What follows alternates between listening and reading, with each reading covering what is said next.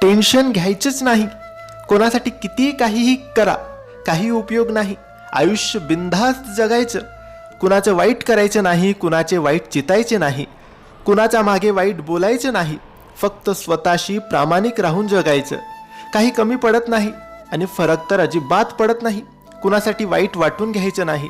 लोकांची विविध रूपे असतात. सकाळी गोड बोलतात आणि रात्री कुणी काही डोक्यात भरवले की तोंड पाडून बसतात किंवा कुठल्या तरी लहान कारणासाठी नाराज होऊन बसतात, ज्यांच्याशी तुमचा काही संबंध नसतो. आजकाल लोक देवावर पण नाराज होतात, तर तुम्ही कोण आलेत?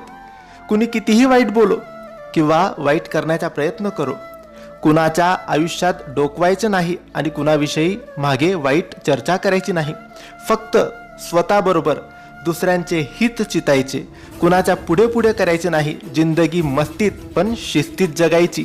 श्री स्वामी समर्थ.